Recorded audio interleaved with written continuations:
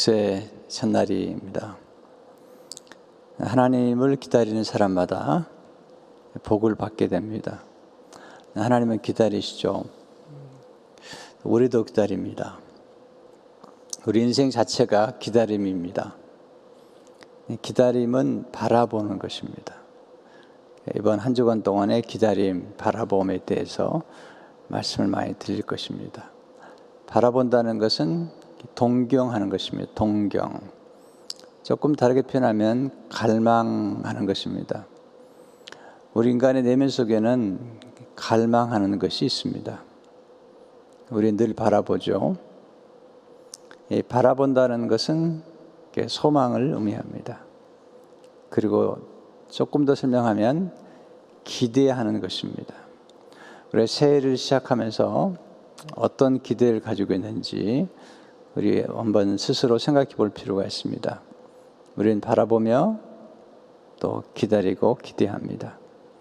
하나님의 기다리심은 우리를 축복하시기 위한 기다림이십니다. 이사야 30장 18절에 보시면 그러나 여호와께서 기다리시나니 이는 너에게 은혜를 베풀려 하시며 일어나시리니 이는 너희를 긍휼히 여기려 하심이라. 대저 여호와는 정의의 하나님이심이라. 그를 기다리는 자마다 복이 있도다. 하나님은 우리에게 은혜를 베푸시기 위해서 기다리십니다. 우리가 하나님 앞에 나가는 가장 중요한 이유는 은혜를 받기 위해서입니다.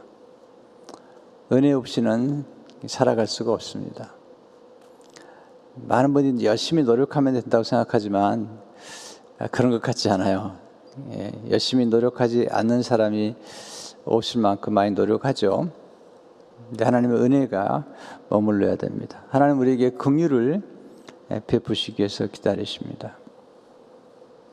우리에게 긍휼이 필요하죠. 왜냐하면 하나님의 긍휼이 나타나면 그때부터 놀라운 일이 전개되기 때문입니다. 또한 하나님은 정의를 베푸시기 위해 기다리십니다. 우리는 불의한 시대 속에 살고 있어요. 많은 사람들이 억울한 일을 참 많이 당해요. 하나님은 그것을 아시죠. 근데 어떨 때 하나님께서는 우리가 억울한 일을 당할 때 바로 개입하지 않으세요. 하나님이 기다리시죠. 그리고 기다리신 중에 모든 것을 바로잡으세요. 기다리는 중에 정의를 베푸십니다. 때로 우리는 너무 안타깝죠. 아니 저런 사람이, 저렇게 악을 행하는 사람이, 저렇게 못된 사람이 어떻게 저렇게 세도를 부리고 있나 라고 생각하면서 굉장히 안타까워하죠. 그러나 시간이 지나면 모든 전모가 드러납니다. 시간이 굉장히 놀라운 거예요. 기다리면 모든 전모가 드러나고 그리고 하나님께서 개입하시면 그 불의한 사람들이 결국은 이제 심판을 받는 것을 우리가 살아있는 삶의 현장에서도 보는 것이죠. 어떤 한 정권이 세도를 부리지만 그 정권이 길어야 5년인데 그 굉장한 세도를 부리는 사람들이 세월이 조금만 지나가면 그들의 불의가 드러나고 그 불의에 대한 보응을 받게 되죠. 하나님은 기다리는 중에 정의를 베푸시는 것을 보게 됩니다. 하나님을 기다리는 자마다 복이 있습니다. 18절에 보시면 그를 기다리는 자마다 복이 있도다. 이사야의 말씀을 제가 너무 좋아하는 까닭은 너무 정확하잖아요. 그냥 기다리서는 복을 받는 게 아니고 하나님을 기다리는 자가 복이 있도다. 시몬 베이오는 기대감을 품고 기다리는 것이 영적 삶의 기초다. 기대감을 품고 기다리는 것이 영적 삶의 기초다. 우리가 기도도 기다리잖아요. 성령을 받기 위해서 기다리고 하나님의 음성을 듣기 위해서 기다리고 또 우리가 점점 변화되는 것이죠. 하나님께서 우리를 서서히 변화시키시는 거지 그냥 갑자기 변화시키지 않습니다. 특별히 오늘 에레미야 예가는 기다리는 것이 얼마나 중요한지를 가르쳐 줍니다. 하나님은 결코 조급하지 않습니다. 우리가 조급하죠. 너무 조급하기 때문에 조급한 사람들의 특징, 자주 쉽게 포기합니다. 또 쉽게 낙심합니다. 우리 낙심하지 않고 기다리는 법을 배워야 됩니다. 그래서 하나님은 우리가 낙심하지 않고 첫째로 기도하기를 원하십니다. 에레미야는 지금 낙심하고 있죠. 그 이유는 과거의 아픈 기억 때문입니다. 그가 당한 고초와 재난에 대한 기억 때문에 낙심하고 있습니다. 오늘 에레미야 애가 3장 19절에 보면 내 고초와 재난 곧 쑥과 담즙을 기억하소서. 이게 히브리적 표현은요, 앞에 부분과 뒷부분을 나란히 놓고 이미지를 만들어 가는데, 고초와 재난, 그것이 얼마나 힘드냐면 쑥처럼 쓰고 담즙처럼 쓰다는 것입니다. 네. 에레미야는 과거에 고초와 재난을 기억함으로 낙심하고 있습니다. 에레미야 애가 3장 20절을 보게 되면 내 마음이 그것을 기억하고 내가 낙심이 되오나. 이 기억이 참 중요한데요. 그 무엇을 기억하느냐가 또 더 중요하거든요. 에레미야 예가는 애가라고 그러죠. 슬픈 노래, 애통하는 노래가 에레미야 예가입니다. 에레미야는 눈물의 선지자였죠.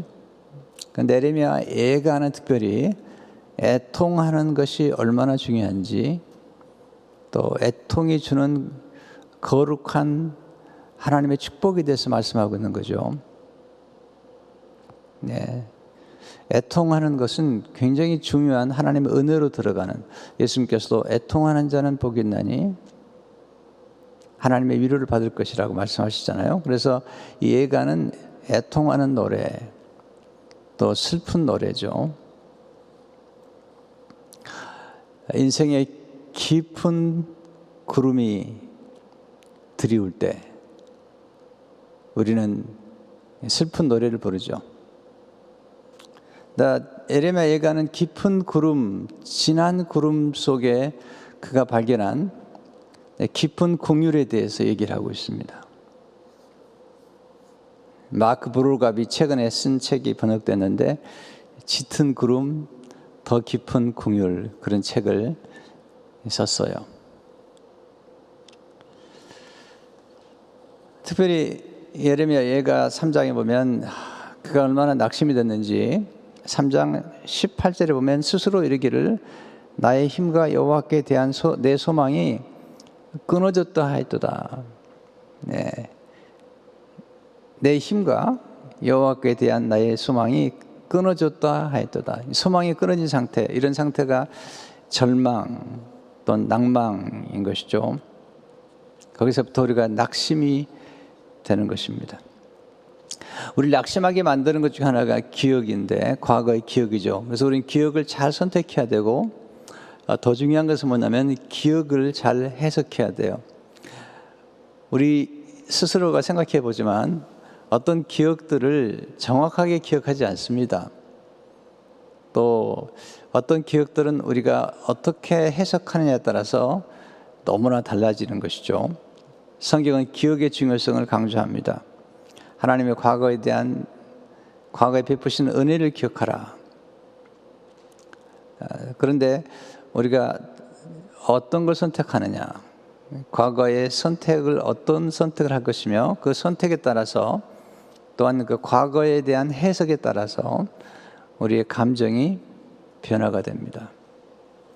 똑같은 과거의 아픔도 이제 긍정적으로 해석하기 시작하면 과거가 새롭게 태어납니다.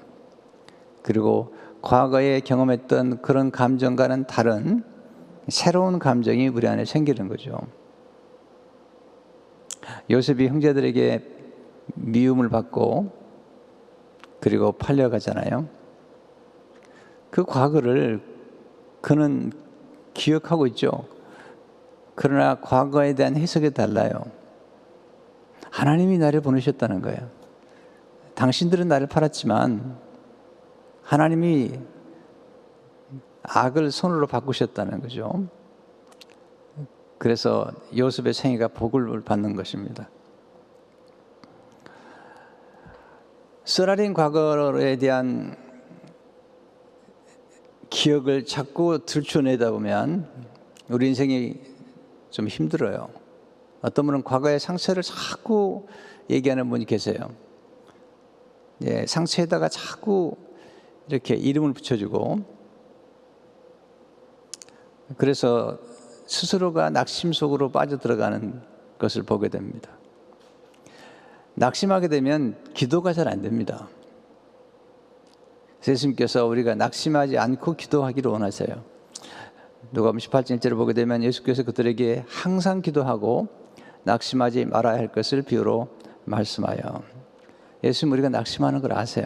그래서 낙심하지 말라고 말씀하시는 거예요.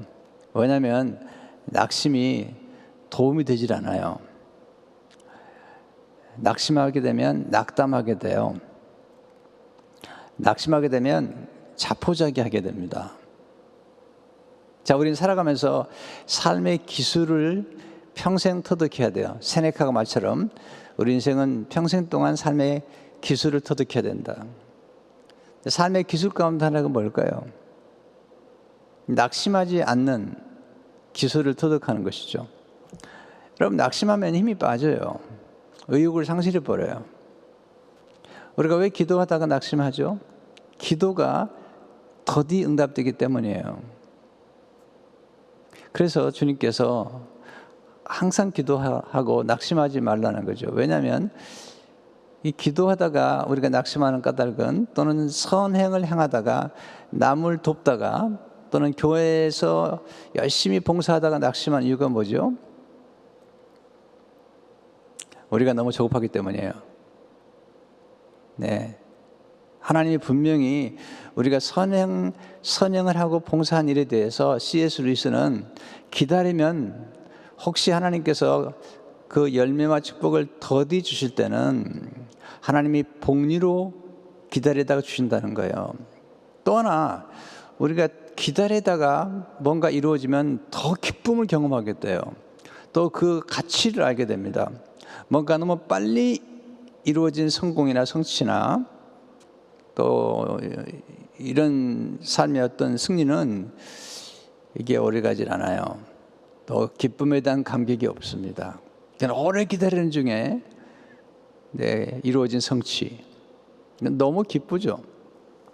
우리 교회가 이렇게 비전 센터를 건축할 때 5년 정도 걸렸어요. 5년 정도. 시간이 많이 걸렸죠. 그리고 여러 가지 위기가 많았어요. 장애물이 많았고 걸림돌이 많았어요. 네, 그런 과정들을 하나님과 함께 기도하면서 기다리다가 놀라운 일들이 전개가 되니까 얼마나 감사한지 모르겠어요. 오늘 또 여러분은 집에 계시지만 저와 목회자들은 지금 교회에 나와 있는데요. 교회 파킹장으로 들어오는데 꿈꾸는 것 같아요. 네, 그 황무해 있던 땅, 그 땅에 지금 이렇게 아름다운 건물이 세워지고, 그리고 파킹장이 이렇게 정리가 되고, 왜 그렇죠? 네, 기다리다가 우리가 경험하기 때문이죠. 하나님께서 우리들에게 기다리게 하시는 이유가 있어요. 그것은 하나님께서 가장 적합한 때에 우리에게 주시기 원하시는 거예요. 근데 많은 분들이 거기서 낙심을 해버려요. 낙담을 하거나, 또는 가장 위험한 게 냉소주의라는 건데, 열심히 해봐야 소용없어, 기도해봐야 소용없어, 선행을 베풀어봐야 소용없어, 사람들에게 은혜를 베풀어봐야 소용없어, 교회 열심히 다녀봐야 소용없어, 이런 냉소주의에 빠지는데, 저는 가장 위험한 것이죠. 기도는 예수 믿은 초창기에는 빨리 응답되는 수가 많더라고요. 저도 보니까. 근데 이제 신앙이 깊이 들어갈수록 하나님께서 우리들로 하여금 기다리게 많이 하세요. 많이 기다리게 하세요. 그리고 응답을 해주시는 것을 보게 됩니다. 왜 우리가 기다리고 인내해야 될까요? 우리가 그럴 때 하나님이 일하시기 때문이죠. 사람이 일을 하면 큰 일을 못합니다. 근데 하나님이 일하시면 위대한 일이 이루어집니다. 모세를 보세요. 본인의 힘으로는 애굽 사람 한 사람 쳐 죽이는 겁니다. 근데 하나님이 함께 하실 때에 엄청난 일들이 벌어지는 거예요. 애굽 땅의 10가지 재앙과 광야에서 만나와 메추라기와 구름기둥 불기둥과 홍해가 이렇게 갈라지는 놀라운 일들, 이런 놀라운 일들이 전개가 되죠. 하나님의 말씀은 신의 산에서 받기도 하고. 그러니까 우리 힘으로 해봐야 큰 일을 못합니다. 기다리는 것이 가장 위대한 일입니다. 제자들이 예수님께 나와서 여쭙습니다. 우리가 어떻게 해야 하나님 일을 하리까? 요한복음 6장이죠. 하나님을 믿는 것이, 예수님을 믿는 것이 하나님의 일이니라. 하나님이 하시는 일을 믿는 것, 하나님이 하시는 일들을 기대하는 것, 이걸 가장 중요한 일이라는 것입니다. 우리는 기도를 이렇게 너무 이렇게 싼 값으로 팔아버렸어요. 안 되면 기도는 할까? 아닙니다. 기도는 가장 성스러운 것입니다. 가장 우선순위에 드는 것입니다. 여러분, 성경에 보시면 하나님이 하시는 것 중 하나가 기도거든요. 하나님이 기도를 하신다니까요. 예수님이 기도하시고 성령님이 기도하시잖아요. 자, 우리가 첫 번째, 하나님 우리가 낙심하지 않고 기도하기를 원하시고, 두 번째 배우는 교훈은 하나님의 인자와 긍휼을 기억할 때 낙심을 극복할 수 있다는 것입니다.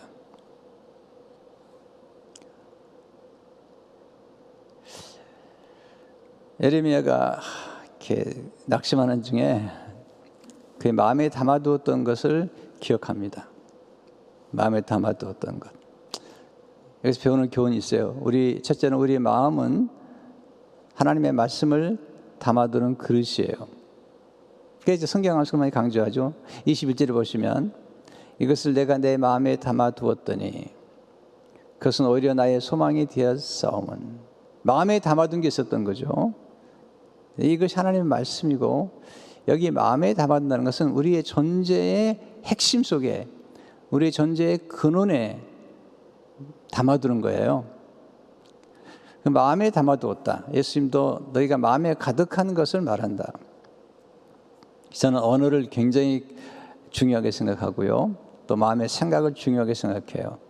많은 사람들이 언어를 알 수 있는데 너는 안 된다는 언어를 얘기하는 분이 계세요. 어떤 분은 자꾸 욕을 하세요. 왜냐하면 그 마음의 그릇에 욕이 충만해요. 불가능한 생각이 충만해요.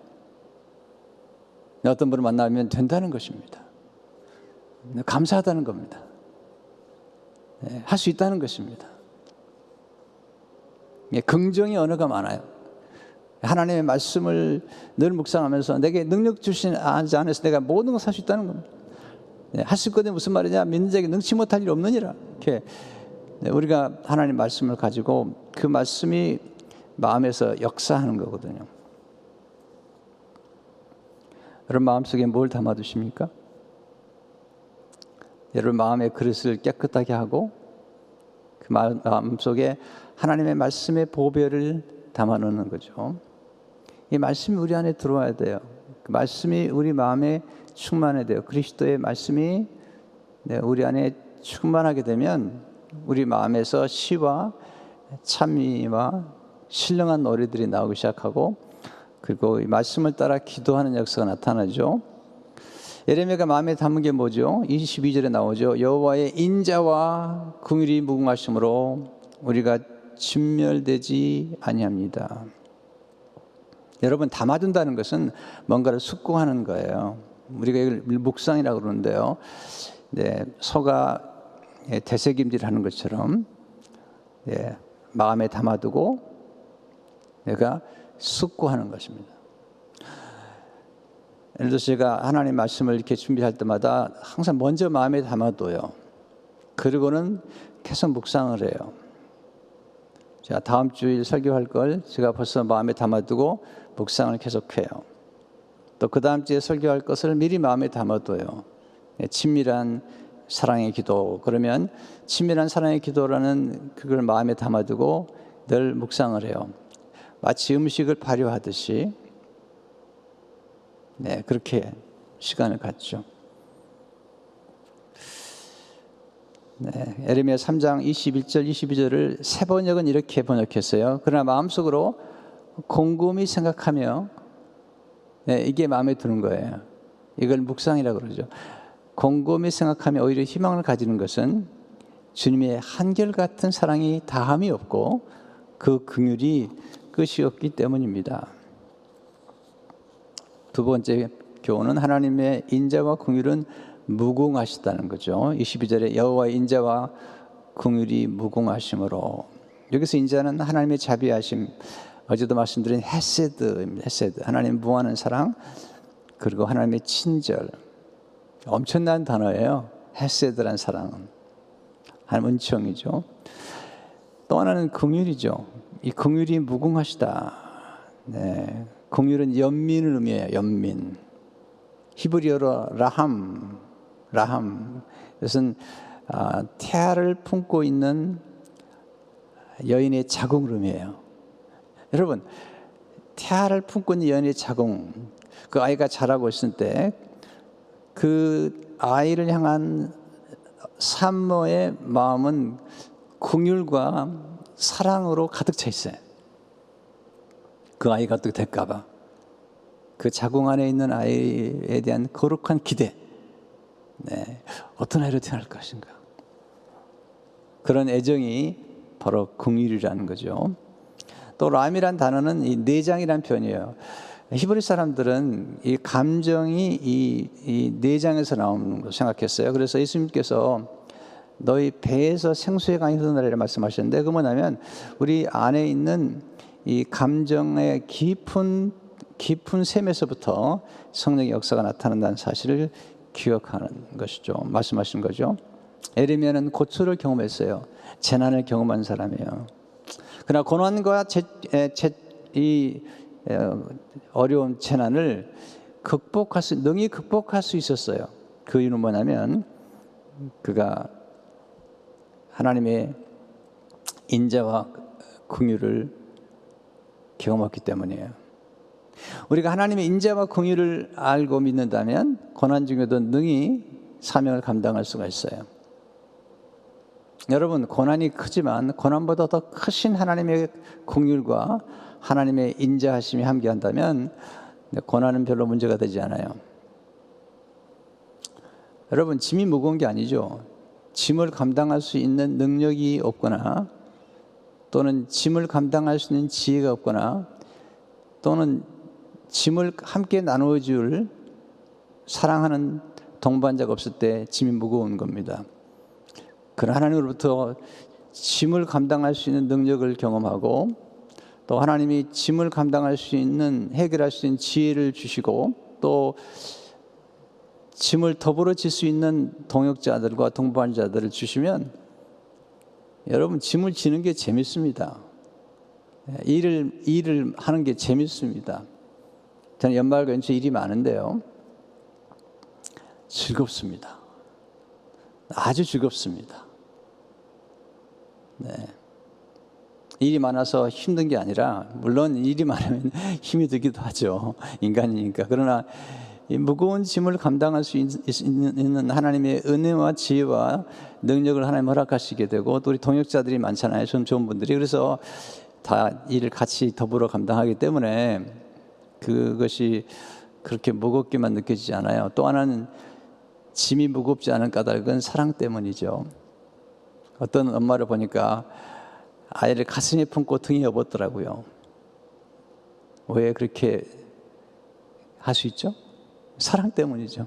내 가슴에 안고 등에 업었는데 무겁게 느끼지 않는 거죠. 왜? 사랑하기 때문이죠. 그래서 요한이 사랑하는 사람에게는 계명이 무거운 게 아니라는 거예요.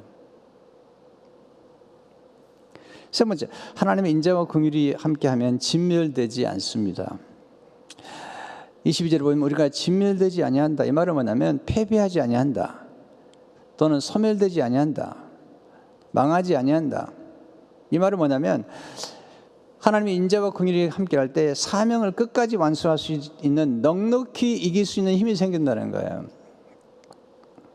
그래서 예레미야가 사명을 완수하고 그는 진짜 대선지자가 된 거예요. 예레미야와 예레미야 애가서는 정말 대예언서예요. 대예언서.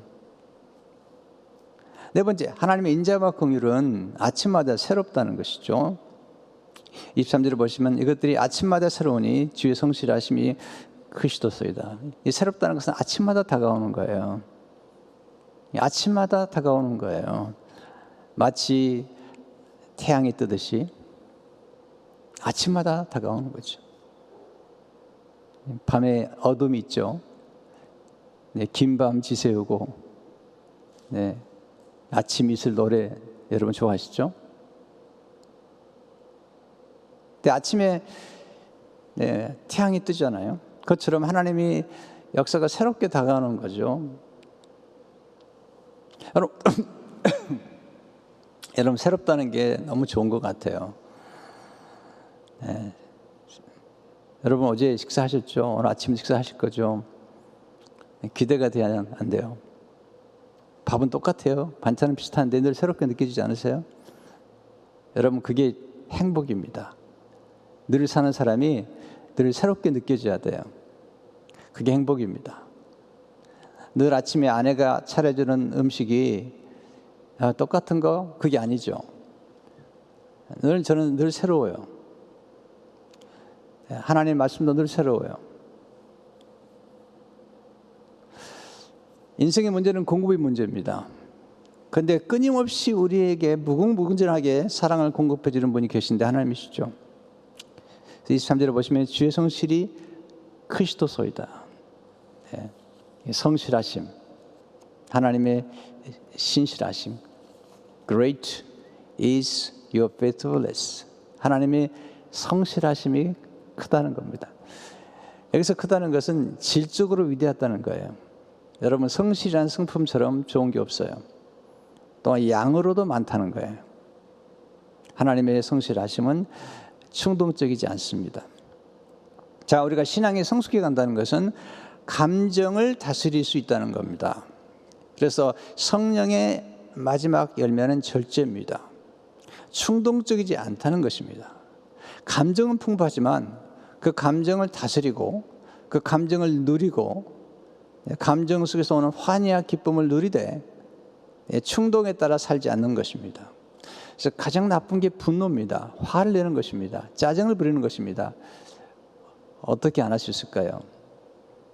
네, 하나님의 성실하심을 늘 사모해야 되죠.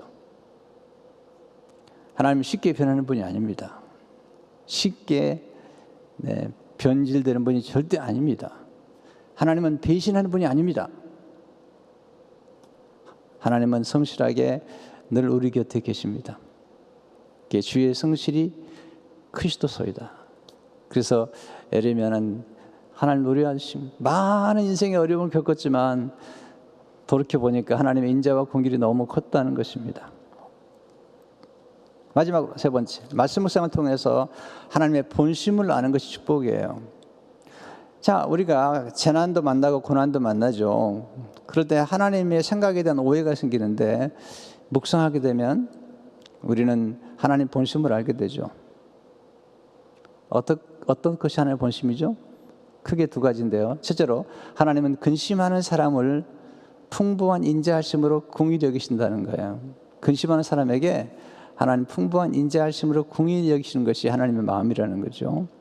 자, 32절을 보시면 그가 비록 근심하게 하시나 그의 풍부한 인자하심에 따라 긍휼히 여기실 것입니다. 우리 인생에서 때로 근심할 수밖에 없는 상황 하나님 아세요. 그냥 놀라운 사실은요, 하나님은 낙심하고 근심하는 사람을 정죄하지 않으세요. 이해하세요. 이게 하나님의 사랑이에요. 낙심하지 말라고 야단치는 게 아니라 낙심할 수밖에 없고 근심할 수밖에 없는 우리를 아세요. 애통할 수밖에 없는 우리를 아세요. 그래서 이해하시고 긍휼히 여기신다는 겁니다. 둘째로 하나님의 본심은 우리를 고생하고 곤심하게 만드시는 것이 아니라는 것입니다. 이 본심을 알아내는 것이 묵상이거든요. 예레미야가 3장 33절에 보면 주께서 인생으로 고생하게 하시며 근심하게 하시면 본심이 아니시로다. 하나님 본심을 아는 것이 중요하잖아요. 하나님의 생각을 아는 게 중요한데 이것은 묵상을 통해서만이 가능해요. 예레미야 29장 11절을 보게 되면 여호와의 말씀이 너희를 향한 나의 생각을 내가 아나니 평안이요 재앙이 아니니라. 너에게 미래와 희망을 주는 것이니라. 이것이 아침 묵상이에요. 묵상은 내 생각과 하나님의 생각의 교류를 가져와서 내 생각을 아닌 하나님의 생각을 쉽게 포기하고 낙심해버리는 내 생각이 아니라 또 무엇인지 안 된다는 생각이 아니라 하나님의 생각을 받아들이는 것입니다. 그래서 에레미야 3장 58절에 보면요 이렇게 얘기해요. 주여 주께서 내 심령의 온통을 풀으셨고 내 생명을 속량하셨나이다. 절망했던 그가 주여 주께서 내 심령의 온통을 풀으셨고 내 생명을 속량하셨나이다. 하나님의 인자와 긍휼을 바라며 기도하는 사람은 복이 있습니다. 네. 예레미야 3장 24절을 보게 되면 내 생명이 이르기를 여호와는 나의 기업이시니 그러므로 내가 그를 바라리라 하도다. 예레미야가 하나님이 기업이래요. 기업은 몫이에요. 목. 하나님이 주신 몫이란 말입니다. 내 몫이 있죠? 그렇게 얘기하잖아요. 몫을 나눠줄까요? 얘기하잖아요. 근데 하나님이 자기의 몫이래요. 그리고 내가 그를 바라리라. 그래서 하나님을 기업으로 삼았어요. 그는 세상적으로 그 당시에 영화와 종기와 부귀를 누리지 못했어요. 그러나 그는 가장 소중한 것을 소유했는데 하나님을 소유했고 하나님은 그의 상급이 되었고 그의 기업이 되었어요.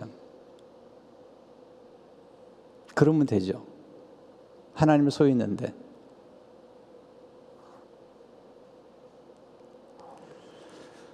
하나님이 인자와 긍휼이 나타나니까 놀라운 일들이 전개가 되고요. 하나님의 역사가 나타나는 것을 보게 됩니다.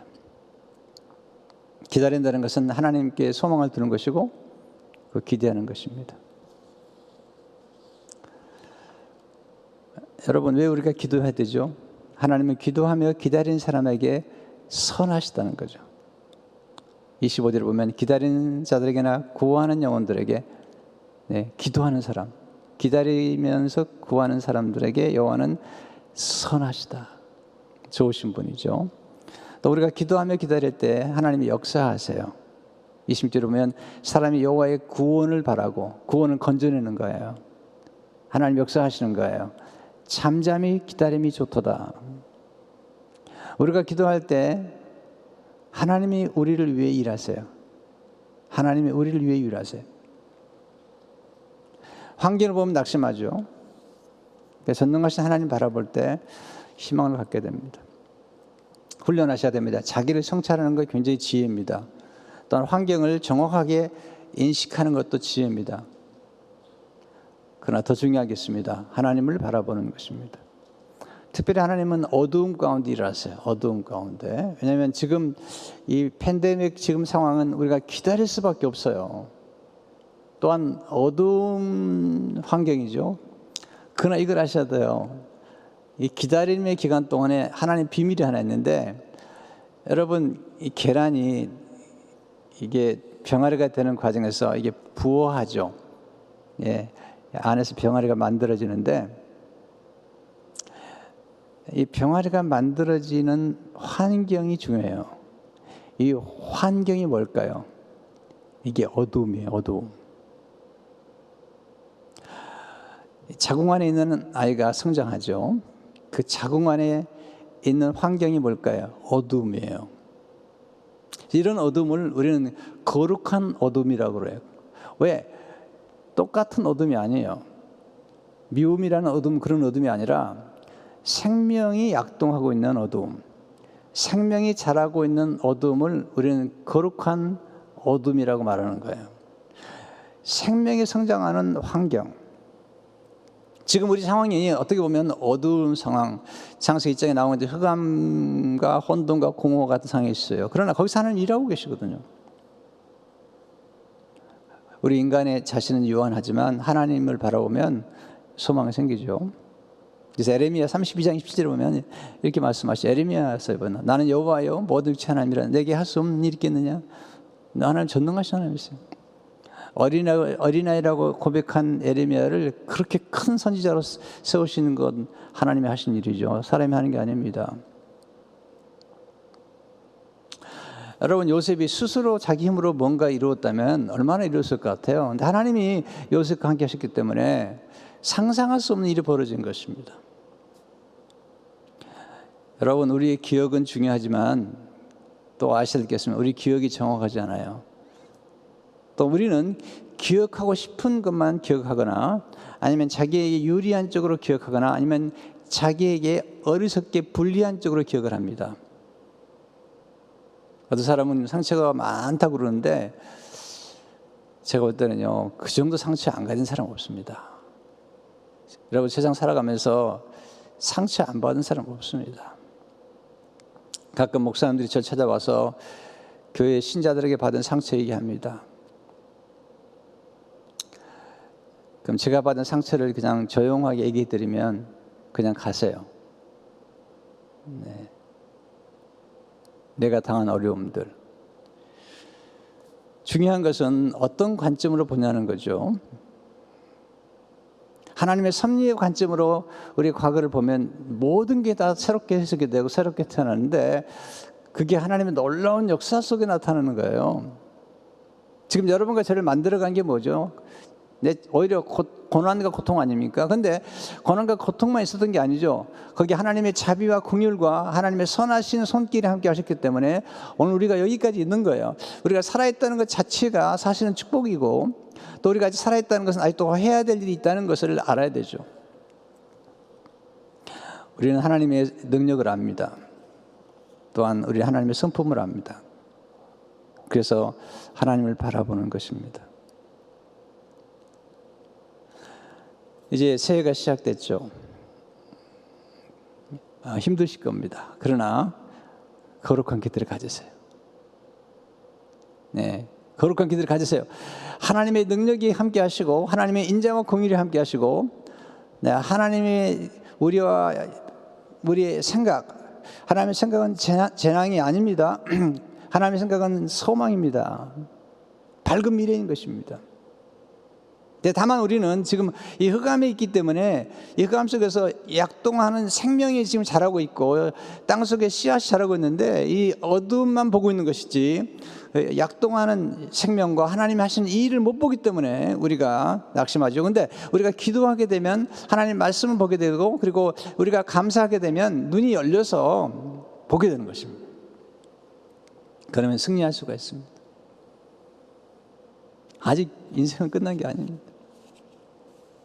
네, 에레미야의 생애를 보면 그때만 해도 힘들었지만 지나가 보면 에레미야라는 이름이 얼마나 좋은지 이명 목사님도 이름을 제레마이아로 정했어요. 에레미야, 하나님이 쓰셨던 인물이죠. 성도 여러분, 애통할 수 있습니다. 애통하셔도 됩니다. 한나도 애통했습니다. 예수님도 히브리서 5장에 보면 통곡이라고 그랬어요. 그래서 통곡하셨어요. 근데 그 애통을 낭비해서는 안 됩니다. 이 슬픔이 거룩한 슬픔이 되게 해야 됩니다. 왜? 거룩한 슬픔이 되면 그 애통이 우리로 하여금 소망을 갖게 합니다. 어떤 분은 이 애통을 하면서 자기 자신을 망가뜨리고 학대하고 밥도 안 먹고 뭐 인생 포기하고 그러면 안 됩니다. 여러분, 슬픔을 낭비하지 마십시오. 애통을 낭비하지 마십시오. 애통이 노래가 돼야 됩니다. 애통이 우리를 소망으로 인도하게 되고 그리고 우리가 그럼 다시 한번 새로운 미래를 갖도록 만드는 것이죠. 네, 그게 이루어진 게 십자가입니다. 십자가에서 모든 게 바뀌어버립니다. 우리의 재난과 고난이 하나님의 십자가에서 예수님의 십자가에서 인자와 긍휼이 나타나고 거기서 우리의 삶 속에 하나님이 본심은 우리가 고생하는 것이 아니라는 사실을 알게 되죠. 거기서 하나님의 놀라운 역사가 나타나는 것입니다. 성도 여러분, 한 해를 기도로 시작하는 것 정말 놀라운 것입니다. 기다린다는 것은 기도보다 앞서지 않는 것입니다. 기다린다는 것은 말씀보다 앞서지 않는 것입니다. 기다린다는 것은 하나님의 인도를 받기 위해서 기다리는 것입니다. 예레미야 예가의 말씀은 애통하는 노래죠. 그러나 그런 절망과 낙심 속에 있다가 하나님을 묵상하는 중에, 하나님의 인자와 긍휼을 묵상하는 중에, 하나님의 성실하신 묵상하는 중에 그런 소망을 갖게 됩니다. 그리고 하나님이 바라고 구하는 영혼을 구원하시는 은혜를 경험하는 것입니다. 여러분 기억하십시오. 하나님은 반드시 기도하고 그리고 선행을 행하고 봉사하고 섬기는 사람들에게 때가 되면 반드시 복리로 갚으십니다. 제가 경험한 사람이에요. 네. 그리고 제가 많은 사람을 봅니다. 근데 저급한 사람들은 그 놀라운 은혜를 경험하지 못해요. 왜? 저급하니까. 너무 서둘러서 어떤 결과를 보려고 그러니까 그게 망치는 겁니다. 하나님의 나라는 장기 투자의 나라예요. 겨자씨의 나라예요. 서서히 자라는 나라예요. 네, 모세 한 사람을 키우려고 80년을 기다리시는 분이세요. 요셉 한 사람 키우려고 13년 동안을 고난 속에 집어넣은 사람 하나님이세요. 다니엘을 보십시오. 바울을 보십시오. 하나님 서서히 키우시는 거죠. 어떻게? 어두움 속에서. 그 어둠은 거룩한 어둠이요 생명이 약동하는 것입니다. 이제 새해를 맞이하는 여러분, 지금 어려울 수 있습니다. 아니, 어렵습니다. 다. 그런데 기대하십시오. 그리고 기도하고 기다리시는 중에 하나님 놀라운 은혜가 여러분의 생애 가운데 함께 하시기를 주 이름으로 축원합니다. 기도하겠습니다. 하나님 아버지, 새해 특세를 시작하면서 오늘 예레미야 예가에 있는 말씀을 함께 나눴습니다. 또 이사야 30장 18절에 있는 말씀, 하나님을 기다리시나니 은혜를 베풀려 하시며 또한 긍휼을 베풀려 하심이라고 말씀하셨고, 그를 기다린 자마다 복이 있다고 말씀하셨는데, 하나님, 우리가 하나님을 바라보고 기다리는 중에 또 하나님께 기도하는 가운데 하나님이 주신 놀라운 축복과 은혜를 경험하게 하시고, 그리고 기다리는 중에 하나님께서 하나님의 일을 이루어 가시는 그 모든 하나님의 거룩한 전모, 거룩한 하나님의 역사를 기대하면서 오늘 또 살아갈 수 있도록 주님 축복해 주시고 인도해 주옵소서. 오늘 또 우리 어린아이들, 중고등학생들 함께 특세를 갖게 됩니다. 또한 특세에 참석하는 많은 분들, 또 이 말씀을 듣는 많은 분들을 축복하셔서 이 말씀이 소망의 말씀, 희망의 말씀이 되어서 우리가 한 해를 넉넉히 승리할 수 있도록 인도해 주옵소서. 우리 선교사님들을 축복해 주시고 선교지마다 은혜를 주시고, 특별히 최정상 선교사님, 또 임명의 선교사님을 기억하셔서 유럽 선교에 하나님이 놀라운 영광이 나타나게 하시고, 우리 한 해 동안에도 하나님의 선교사에게 계속해서 전개될 수 있도록 주님이 축복해 주시고 역사해 주옵소서. 하나님, 성도들의 헌신을 기억하옵소서. 수넴 여인의 헌신이, 사라밧갑의 헌신이, 오카발게트린 여인의 헌신이 헛되지 않았습니다. 하나님, 성경에 기록해 놓는 모든 아름다운 스토리들은 헌신의 스토리들인데, 우리의 삶이, 그리고 십자가에서 헌신하신 예수님의 헌신이 헛되지 않은 걸 기억하며 오늘 또 우리가 하루하루 기쁨과 감사로 생활하고, 오늘 아침에 새롭게 다가오신 하나님의 성실하신 은혜 때문에 오늘 또 기쁨으로 살아가도록 역사해 주옵소서. 특세를 준비하신 여러분들 기도하시고 섬기시는 모든 분들을 축복하시며 은혜를 더해 주옵소서. 지금은 우리를 구원하신 예수 그리스도의 은혜와 하나님 아버지의 극진하신 사랑하심과 성령님의 감동, 감화, 교통 충만하신 은혜가 머리 숙인 성도들과 어린 자녀들, 선교사님들, 선교지, 우리 민족과 북한의 동포들과 미국과 열방 위에 지금부터 영원토록 함께 계시옵기를 간절히 축원하옵나이다. 아멘.